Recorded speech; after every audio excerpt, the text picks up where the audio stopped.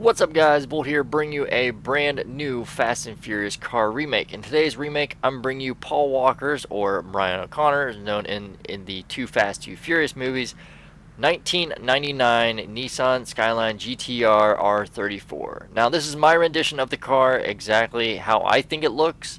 Other people may have other renditions, but I believe this is how it completely looks in the movie. So if you guys have not recreated this car or any Nissans or any Skylines at all, any retro customs at all, then I would definitely recommend recreating these if you guys had the money. Now this car is not a very cheap car. I would let you guys know that right off the bat. And we are going to get into the customization here soon. But I want to reiterate right when I get inside that I will be going over the rules of what I do for my remakes. That way you guys understand of how I do my remakes and why I do my remakes that way. Okay? So I will see you guys over at Benny's. Alright guys, we're back at Benny's. Now, as you've seen from when I was inside the car garage, was some nice neon underglow on this, but I can't really show you it because it is light out. If I get some footage in the dark, I will put that at the very end. That way you guys can understand and see what it looks like exactly. And other than that, let's just get right into the Benny's and customize this bad boy. So, before I do go in though, I want to say that if you guys do buy an Elegy and you want to upgrade it to an Elegy Retro Custom, or any vehicle that you can customize in Benny's, I would definitely buy it off the Benny's website. You'll get your money back if you decide to sell the vehicle a lot better than you would if you found the car off the street or bought it from a different website. Alright? So any of these cars, definitely buy them on the website and customize them in the website, or in Benny's. Now, that being said, we are going after the Nissan Elegy RH8. This car is free to pretty much everybody. I think the base price is maybe $90,000 if you don't have a social club account. But a lot of people do have a social club account anymore, so as you can see for the picture, it changes a lot, and that's pretty much what we're going to be recreating almost. The upgrade fee is about $800,000 to maybe $900,000, and yeah, that's pretty much it. So let's get right into this thing and let's customize. Alright, so starting off, I do recreate the cars first, and then I make my videos. I do this way you guys have a shorter video to watch, and you guys get a bit more detail on what it looks like and how it turns out in the end.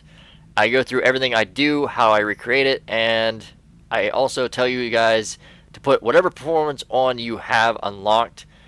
Just snap it on there. I'm only going over the visuals, the aesthetics, and the appearance of the car itself. So let's get right into it. I'm just going to go through this kind of fast, but not too fast, because there is a lot of customization to this car. So first off, we're going to go to the front bumpers. You want to put on the painted extended splitter. This is what it looks like right here. Pretty much the same exact bumper from the movie. Moving on from there, we're going on to the rear bumpers. You don't want to put any diffusers on. That just wastes your look of the car, and it also wastes your money.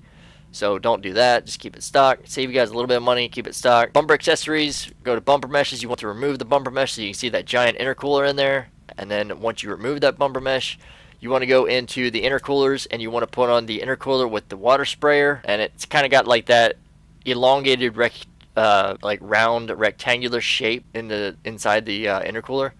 So that's exactly the one you want to go with. Moving on from there, we're going to go to the chassis. You want to get headlight trim. You don't want any headlight trim on this at all. From there, you want to go to the doors. You don't want to put anything on the doors. And for the fenders, you don't want to put any special fenders or anything on it like that. It doesn't really have a kind of wide body kit. It's just got a basic design. It's kind of pretty much a basically stock car except for the performance on the inside, and it's like stripped out on the inside as well. Moving on from there, we're going to go to the engine. We're going to go to the engine block, and we're going to put on those primary color valve colors. That's what you want to do. That way it kind of gets like the silver look of the main car. After that, you want to go to the cam cover, and you want to put on the blue explosive air pulleys. Now again, you guys can customize it underneath the hood however you like.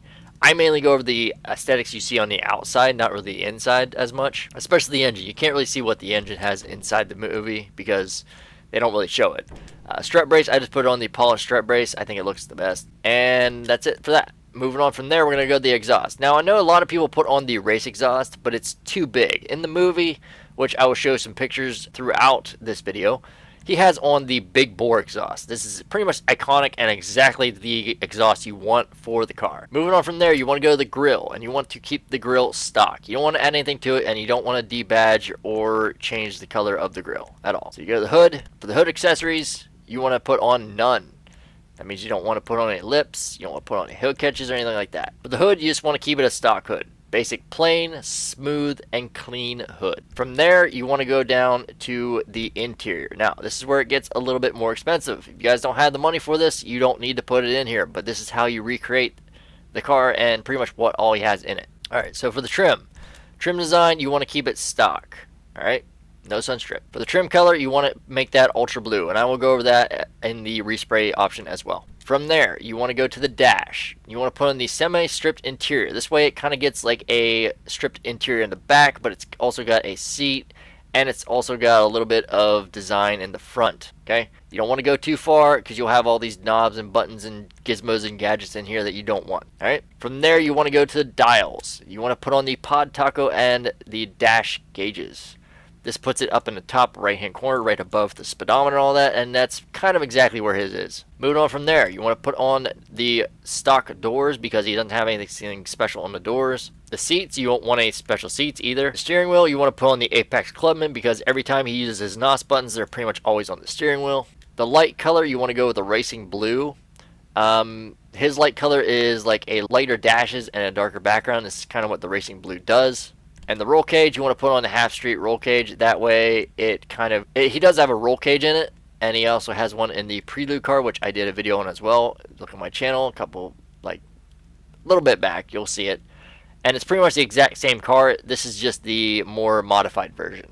This is like the final product of it. Alright, after you get done with the interior, we're going to go to the lights. Now, I know a lot of people go and put on these xenon lights, and that is completely wrong. If you actually looked at some of my screenshots I'm going to be posting, he actually has stock lights, like the yellow lights and all that.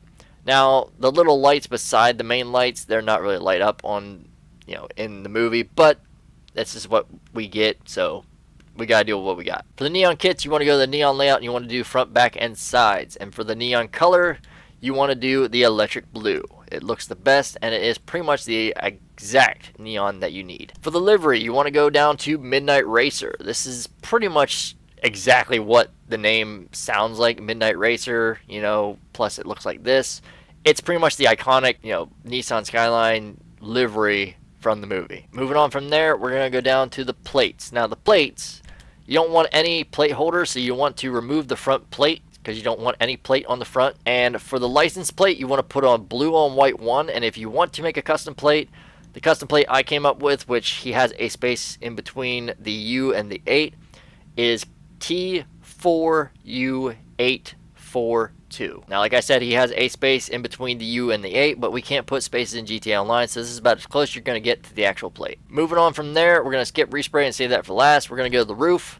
The roof accessories, you don't want any roof accessories on this car at all. Nice and clean. And for the roof itself, you don't want anything else on the roof at all. It just, again, nice and clean. Moving on to the skirts, you want to put on the drift skirts. It looks the best. They go straight down at an angle, and they keep them, straight down. They don't go off at an angle like this, which, they do look decent, but drift skirts look the best. Going to the spoiler, I put on the Extreme Downforce BGW wing.